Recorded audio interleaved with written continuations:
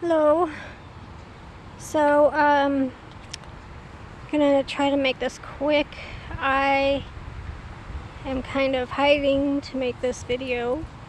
Um, the pink is washing out of my hair faster than it usually does, so I'm kind of disappointed. It's a little pink there. But anyway, so I'm having a little bit of a panic right now. I I was asked to drive someone's car back and forth because they have to mow a lawn, and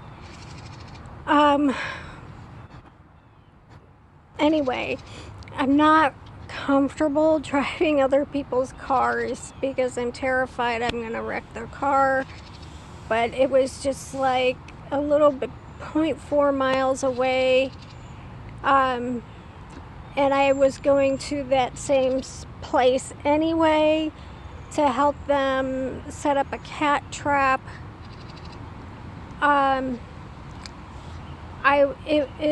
It is the residence of my recently deceased sister, and they have to keep the yard up until they find out what they're going to do with the house, and there's still a cat in there. And I said, well, I trapped a lot of cats at the shelters, so let me see if I can help you. So the person I was with was mowing the lawn, and I was inside working on this trap, which was kind of broken. And so I was in there for a while, and I was starting to get I'm in a dead person's house, touching their stuff. Creepy feelings. Just real. I was just trying to hurry up and get it done, but done right. And the sensation was just getting bigger and bigger, more and more pronounced by the second. And when I was finished and I went to leave, because I was all alone in the house, and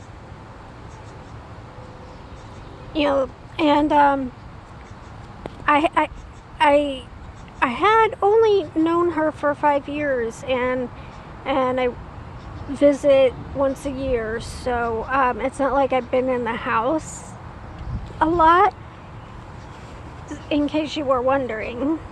So I was alone, and I went to leave, and the door wouldn't open. It was stuck, and I had this sort of little panic attack, which fortunately I was able to quell and not just bust the door down. But that was driving the car was hard. I had 2 events with lots of people I don't know or don't know well, and I wanted today to be a quiet day. I had offered to make a meal while I was here, and that's tonight, so I have that anxiety going. My hosts were arguing. That was awkward. Yes, I did take down a video of me getting stuff off my chest. As someone commented, I thought, yeah, it would be bad if somebody from my family came upon it. So it was just me getting things off my chest. So I've done very well with the social anxiety, bipolar disorder, but I'm exhausted now. That's all I can do. And now I thought it would be chillax the rest of the time, until the other sister that I have only known for 5 years, now that our sister, has passed away, she's, kind of, you're my sister, and so I want to be there for her, and so now she has arranged a thing with us going to the botanical gardens, and I was like, oh, that'll be nice. I love going to botanical gardens, but it has become another big group thing to celebrate Father's Day coming up. And so you have to understand that people with social anxiety, it's not that they don't want to be there, or that they don't like being there. It just takes a lot out of them. It's overwhelming. They need to recuperate before they do another one. I had been invited to go to lunch with 2 family members, an aunt and a cousin, and then look at her shop. She makes these balloon sculpture things, and people order them from far and wide. So I thought that sounds cool, and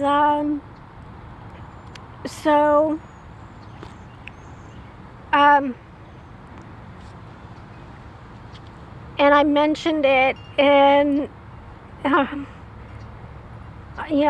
because I said, oh, Wednesday I'm going to, because my sister asked me about, I don't know what your plans are, meaning me and my bio dad and everybody that I'm staying with, and I said, well, Wednesday I'm going to see the balloon store and have lunch, and she looked really surprised, and I thought maybe she was offended that that it was me and 2 other family members, and then she later, she's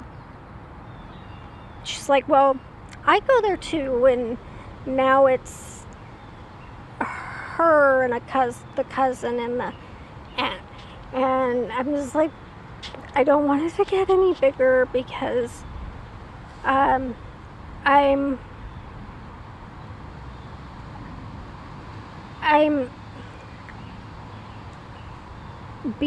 just like,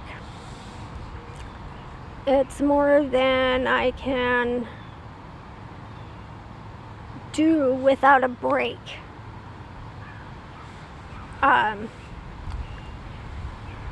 I was a little stressed out, and this is probably universal.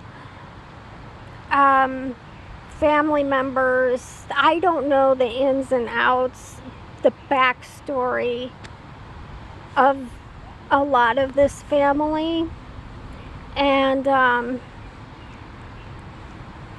so sometimes one family member will talk smack about another family member, and I barely know them, and so I'm like, I'm not that kind of person. You can't, I don't take people by what other people have said. It's the great unknown until I have met the person, been around the person, experienced the person for myself. And then I come to my own opinion, and how I'm going to interact for it in the future with this person. So that doesn't work with me. I've never been one I vent to people who are close to me and people on the internet who maybe aren't, but I I think that when I get home, I leave on the 17th. I think that when I get home, I am going to crash. I am going to need, God, at least 3 days of not leaving my house and only being around my dogs. I'm homesick. I miss my service dog so much. I'm about ready to cry.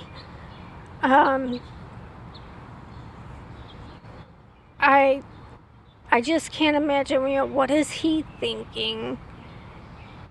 So my mom said, like, for the first few nights he acted strangely and he kept hanging out by the front door, and I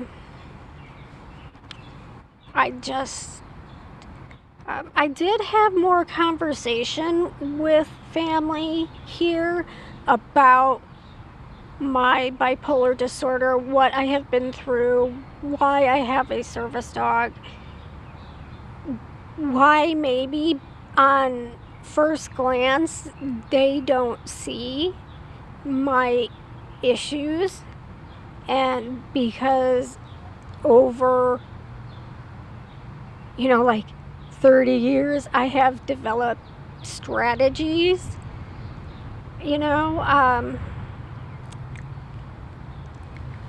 so I'm not saying these are horrible people I want to leave.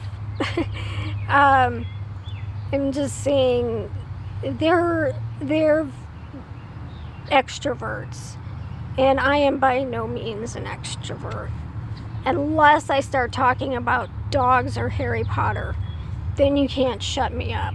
I did have one fabulous conversation with a nephew of about 14, 15, and he approached me, and it was a Harry Potter conversation, so I got to share my extended knowledge of the Harry Potter world. And my tremor that I get from this side of the family is so funny, because this aunt and cousin I was telling you about, they're both shaking and trembling. Their voices shake. I have, so it's like I don't feel self-conscious around them if I can't pick up a piece of paper.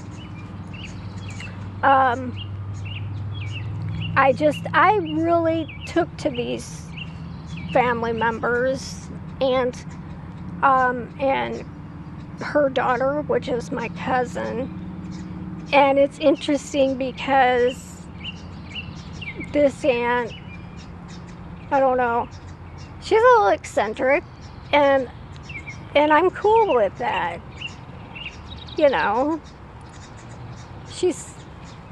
She's had some issues, but she seems pretty okay now, and just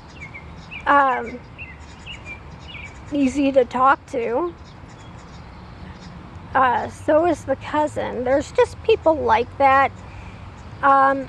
When you have social anxiety, every once in a blue moon, you come across a gem of a person that you find it easy to talk to, and you feel comfortable, and you don't feel tense. They aren't trying to touch you and hug you and bend over to talk to you and get in your face, because I'm short. A lot of people do that. They're just aggressive extroverts, and so, when I find these gems of people that there's just absolutely no hint of any judgment on any scale, I'm good with spending time with them. If I have to spend time with someone, you know, they are far and few, and they are gems, like I said, to those of us with social anxiety. I don't know if I mentioned this, I actually watch videos on how to be a good house guest. I am doing those things and more, and I think that's actually helped the situation. It does cause me some anxiety, but at the exact same time, I feel more comfortable because I know I'm doing this better. I don't know if I have often wondered if I'm on the spectrum, because I truly and honestly, and not because I was raised wrong, a lot of times I don't get what I'm supposed to be, how I'm supposed to be responding to people or behaving towards people when they interact with me. A lot of times people start conversations with me and I don't know how to respond, and I end up shutting down the conversation. And I don't know if it's on purpose, but they go away, and it's just, I don't have anything to say to them. I can't converse with them unless they start talking about dogs or Harry Potter. I'm lost, and I just don't get it. And later, when I'm not as overwhelmed, I might think back, their response is telling me maybe I was supposed to say something different.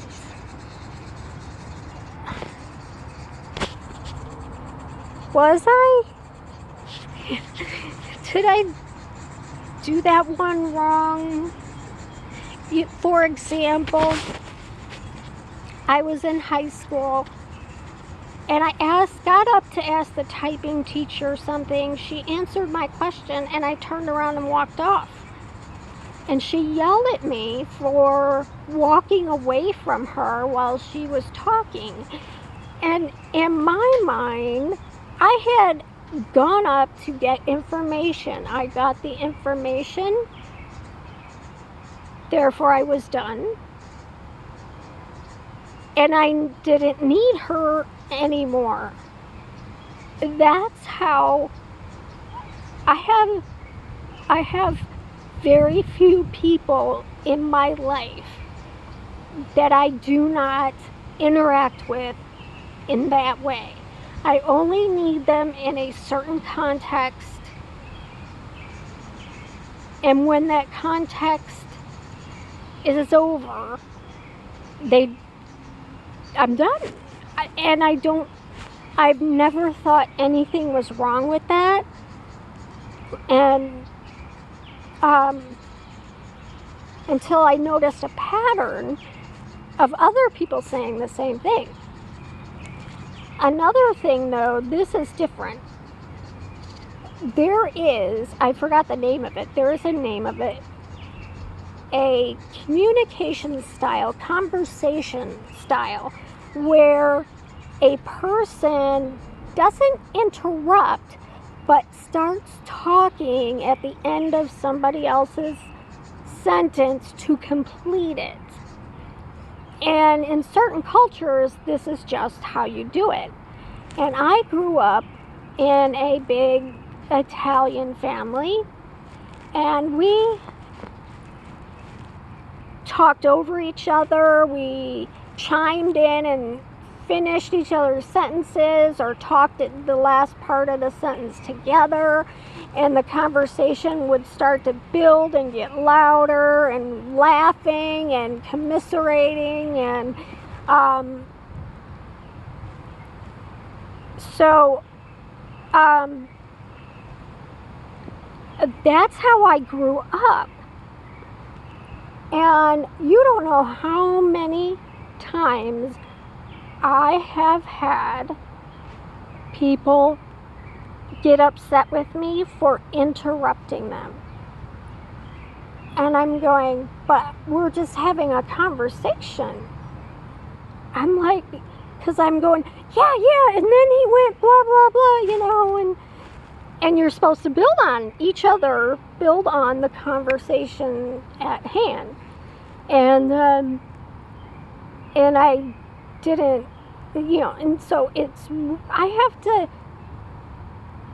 really check myself, and I often am saying, oh, I'm sorry, I didn't mean to interrupt you, because I have found that more people where I live do the conversation where one person finishes what they're saying and then the next person talks. And but in other cultures, and even if you grew up in the US, you may still have that cultural conversation style. So if you look it up and read about it, it's fascinating. But no, I'm not rude, and it's not considered interrupting. They use another word. It's just really interesting to read about. I'm just rambling because I just took a Xanax, and it kind of initially makes me talkative because my inhibitions have gone. Also, I think my mood is being affected because these are early risers and early to bed. I am a late to bed and late to get up, and I've made an effort to find a middle ground to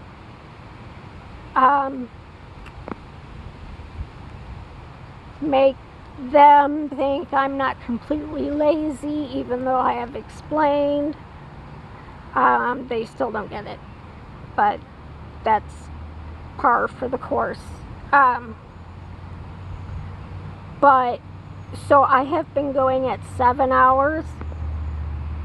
For me, a healthy is 9 hours. I can function well at 8 hours, but when we're talking 7 or less, I'm going to start to slide into hypomania. For a while there, I was feeling just a hint of euphoria. I'm not feeling that now, so I think it was masking the anxiety, which I am now feeling. It's a little bit better now because, like I said, I took the Xanax. I don't think I will ever come here for this long. It's going to be 10 days. That's too long for me. I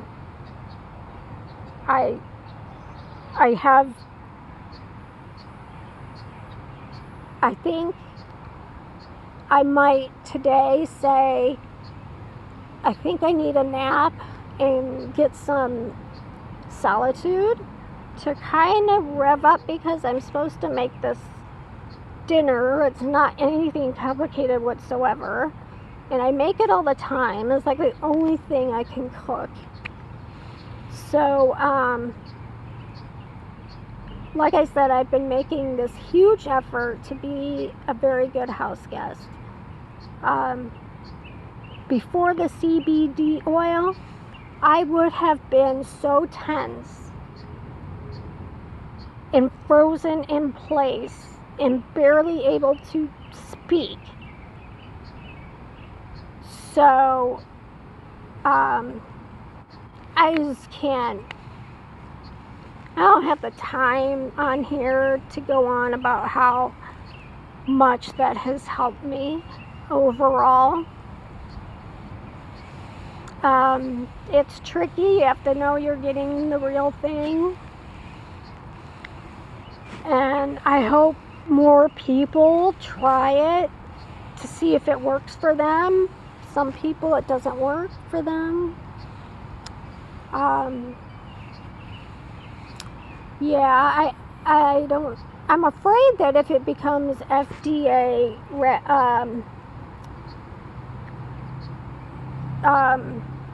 whatever, that they'll jack up the price, and it's already high enough. So, but right now for me, it's worth it, and it's right there at my small town pharmacy.